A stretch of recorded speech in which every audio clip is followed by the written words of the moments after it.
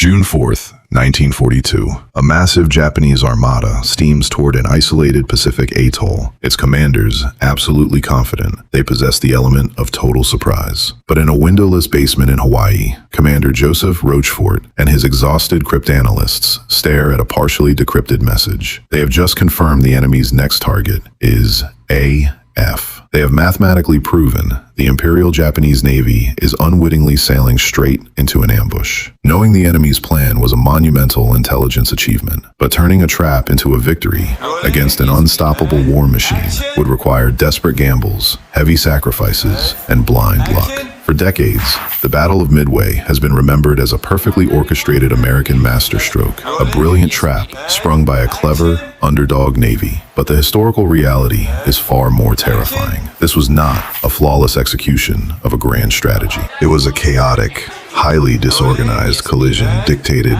by shattered codes, fatal assumptions, and razor-thin margins of time. We are going to strip away the popular legend to examine how a staggering chain of mutual errors and agonizing delays ultimately erased 4 elite Japanese aircraft carriers in a single morning. How did a severely outnumbered American fleet turn what should have been a complete catastrophe into one of the most consequential naval clashes in history? To understand the sheer magnitude of that gamble, we have to look at the desperate, bleeding state of the United States Navy just 6 months after the devastation of Pearl Harbor. By the spring of 1942, the Imperial Japanese Navy was an unstoppable juggernaut. Across the Pacific and the Indian Ocean, Japanese forces had swept aside every Allied fleet they encountered, projecting power with an elite, battle-hardened carrier striking force. The architect of this offensive, Admiral Isoroku Yamamoto, recognized that America's industrial might would eventually overwhelm Japan. His only hope for a decisive victory was to force the remnants of the U.S. Pacific Fleet into a final, crushing engagement before American shipyards could replace their early losses. The tiny, sandspit atoll of Midway, sitting barely 1,000 miles northwest of Hawaii, was the perfect bait. Yamamoto knew the Americans would have to defend it, but Admiral Chester Nimitz, commander of the U.S. Pacific Fleet, was preparing to spring a trap of his own, armed with the fragments of the cracked JN-25 code. Yet, acting on this intelligence was a terrifying strategic gamble. The intercepted messages were not perfectly translated blueprints. They were jigsaw puzzles, missing half their pieces. If the cryptanalysts in the basement had misinterpreted the Japanese objectives or the timing of the attack, Nimitz would be sending his only remaining naval shield into a blind execution, leaving the entire American West Coast vulnerable. The sheer desperation of the American position was most evident in Dry Dock Number 1 at Pearl Harbor. Nimitz needed every flight deck he could find. He had the Enterprise and the Hornet, but they were vastly outnumbered by the approaching Japanese armada. The aircraft carrier USS Yorktown had just limped into port from the Battle of the Coral Sea, trailing a 12-mile oil slick. She was suffering from massive internal damage, ruptured bulkheads, and a cracked flight deck. Navy engineers estimated it would take 3 months to make her combat ready. Nimitz gave them 3 days. In a display of frantic, continuous labor, over 1,400 civilian shipyard workers swarmed the Yorktown around the clock. The electrical grid of Honolulu was strained just to power their welding arcs. When Nimitz ordered the carrier back to sea after just 72 hours, the repairs were still incomplete. The Yorktown sailed out of the harbor with civilian mechanics and welders still below decks, actively patching her hull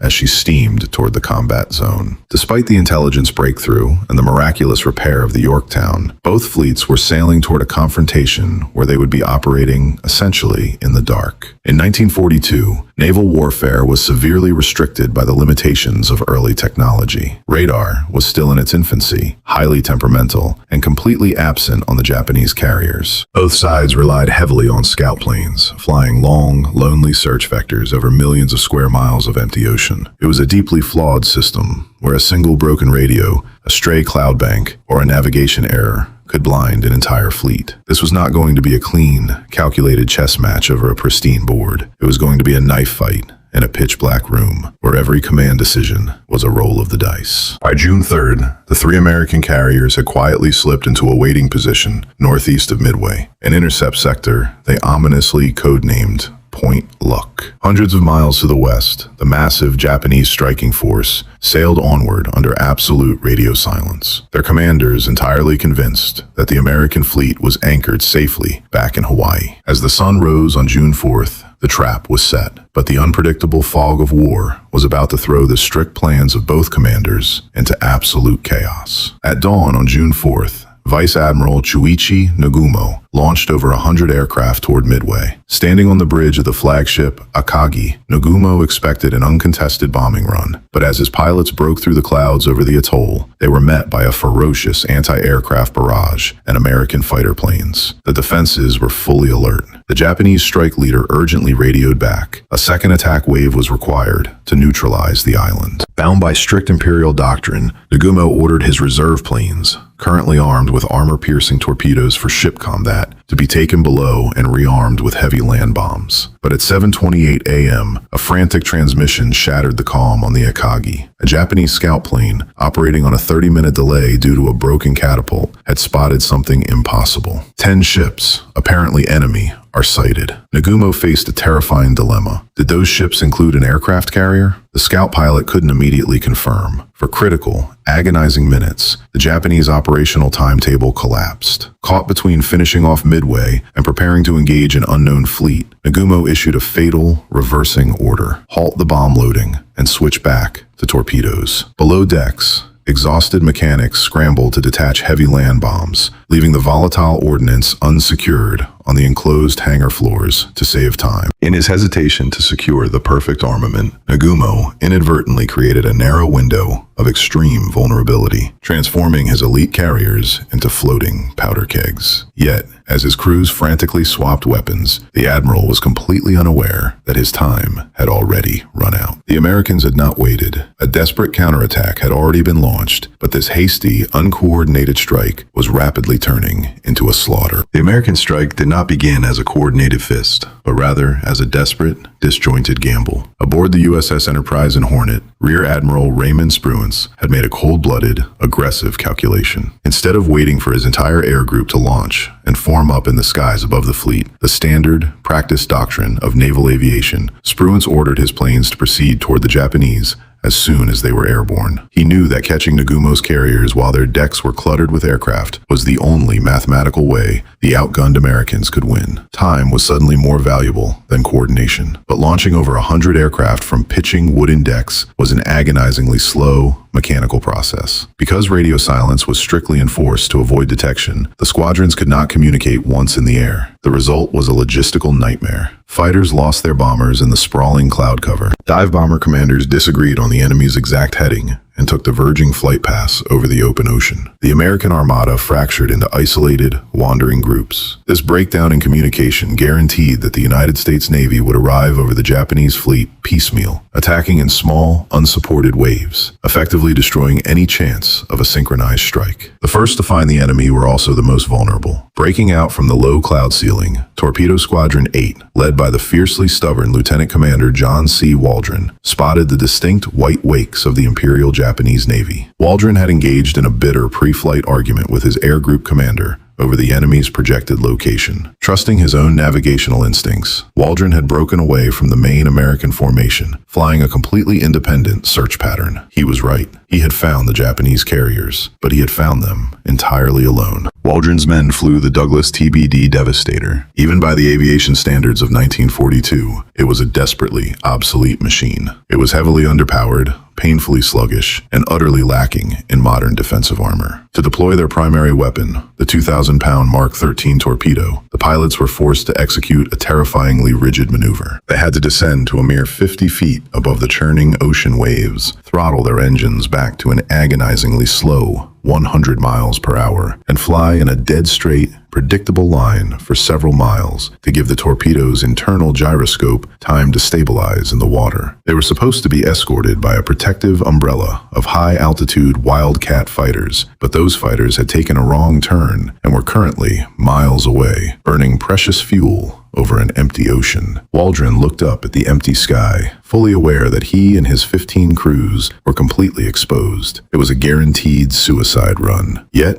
without hesitation, he broke radio silence with a final, terse command. He ordered his squadron to attack. As the Devastators dropped to the deck and skimmed the wave tops, the Japanese fleet erupted. Battleships, cruisers, and destroyers opened up with a massive, coordinated wall of anti-aircraft fire. The sky turned black with shrapnel, and towering geysers of water shot up around the low-flying Americans as heavy naval shells slammed into the sea. But the surface barrage wasn't the primary danger. The true threat was circling thousands of feet above. The elite Japanese Combat Air Patrol, consisting of dozens of Mitsubishi A6M0 fighters, had spotted the dark shapes crawling just above the water. These Zero pilots were the most experienced, lethal aviators in the world, hardened by years of combat over China and the Indian Ocean. With the flick of a stick, they pushed their noses down and dove toward the sea. What followed was not a battle, it was a mechanical execution. The speed and maneuverability of the Zeros vastly outclassed the lumbering American bombers. The Japanese aces slashed through Waldron's formation, pouring 20mm cannon fire into the unarmored fuselages. The Devastators were torn to shreds, their fuel tanks igniting instantly. One by one, they transformed into fiery comets, slamming violently into the Pacific.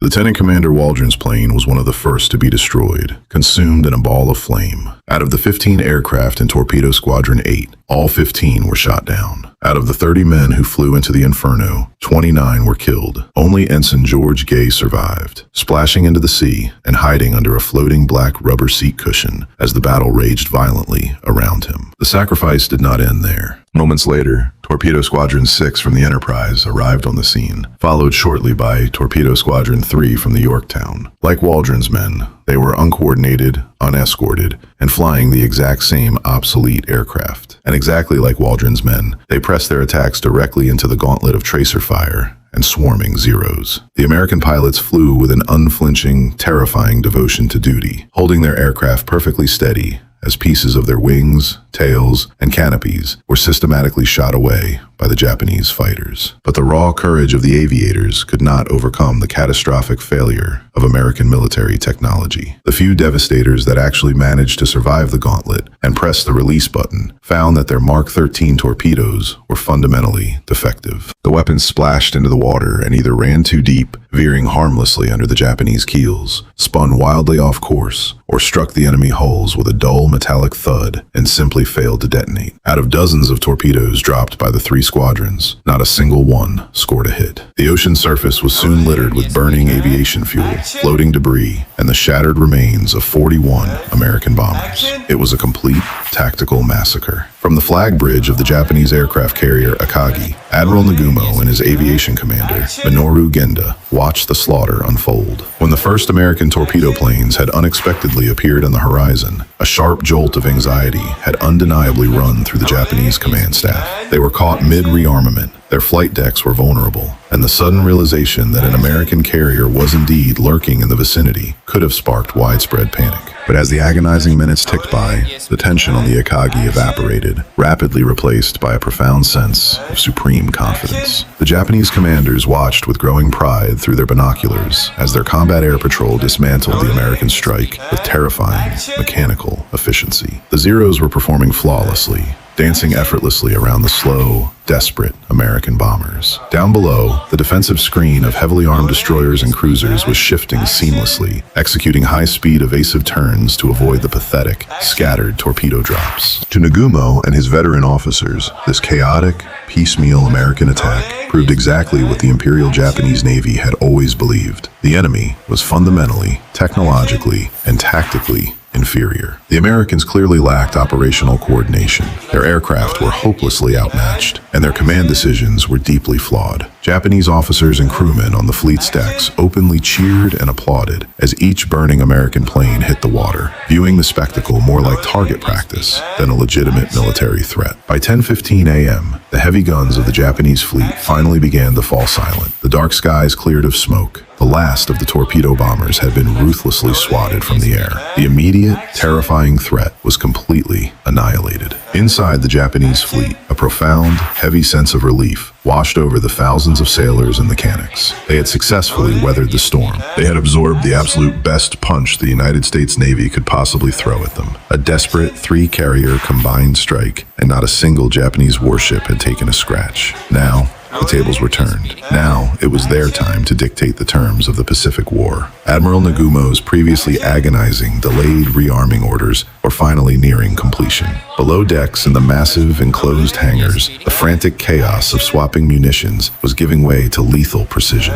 The deadly Nakajima Type 97 attack bombers and Aichi D-3 Aval dive bombers, now fully armed with ship-killing aerial torpedoes and massive armor-piercing bombs, were rapidly being hoisted up the mechanical elevators to the wooden flight decks of all 4 fleet carriers: Akagi, Kaga, Soryu, and Hiryu. The massive strike force that would hunt down and permanently sink the American carriers was actively being spotted for launch. Mechanics rushed frantically around the tightly packed aircraft to top off fuel tanks, snaking highly volatile aviation gas hoses across the decks. Munitions that had not yet been returned to the heavily armored lower magazines. Dozens of heavy land bombs from the aborted Midway strike were simply pushed against the bulkhead walls and lashed down to quickly clear space for the launching aircraft. The decks of the Japanese carriers were incredibly crowded, vibrating with the roar of hundreds of warming radial engines and brimming with thousands of pounds of explosive potential. But the Japanese commanders felt completely invincible. Looking out over the calm waters and the clear skies,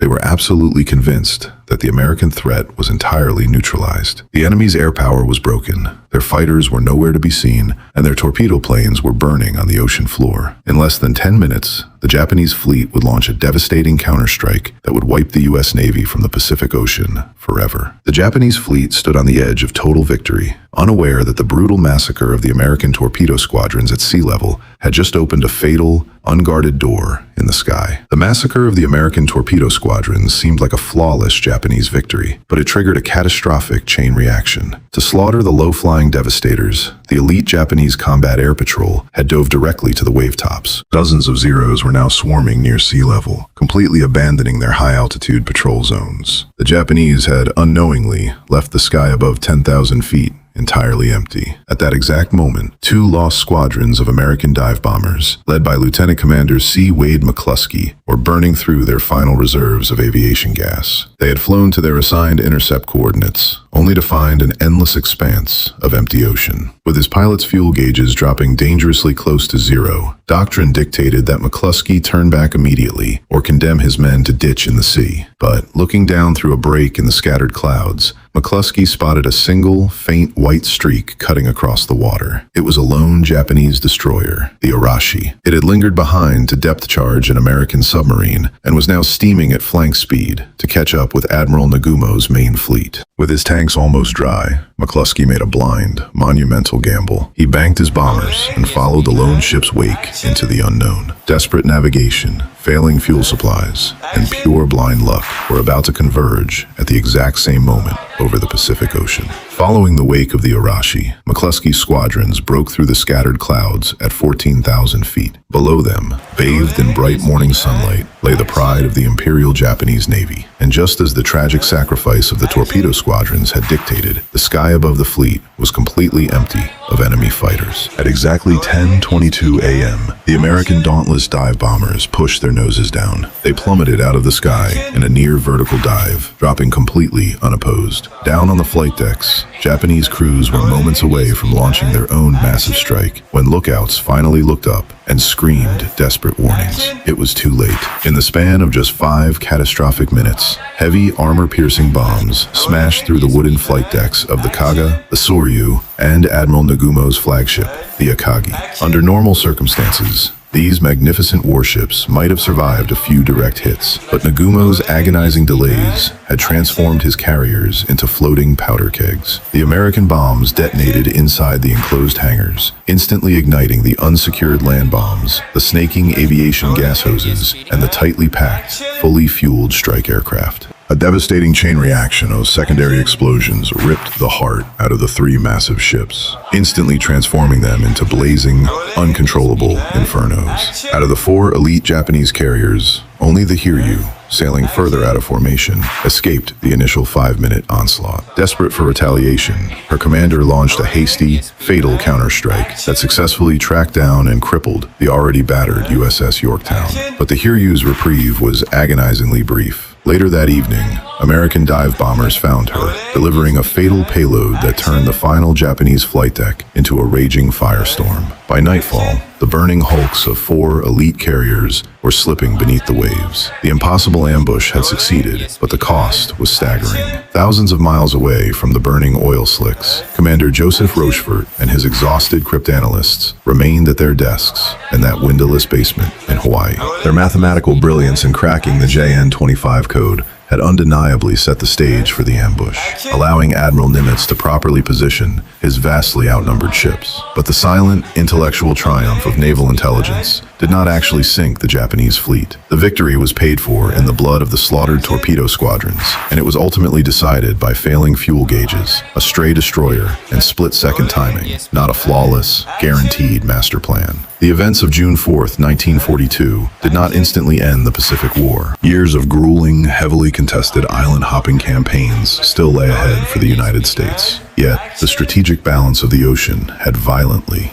and permanently shifted. In a single morning, Japan lost 4 elite fleet carriers and hundreds of irreplaceable veteran aviators. It was a devastating blow that their shipyards and training programs could never replace, permanently shattering Japan's capacity for large-scale naval offensives. The sudden destruction of an unstoppable armada revealed a terrifying reality of combat. It proved that even the most formidable, highly disciplined war machine in the world is fatally vulnerable to friction. Ultimately, the Battle of Midway stands as a brutal reminder of how quickly history can pivot upon the smallest of details. In the chaotic, unforgiving fog of war, the absolute might of a massive empire was completely unraveled by a single cracked code, 1 delayed scout plane, and just 5 minutes of unguarded sky. And action!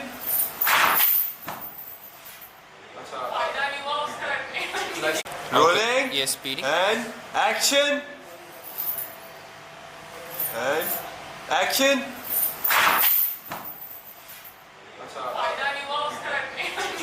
Rolling. Yes, speeding. And action. And action.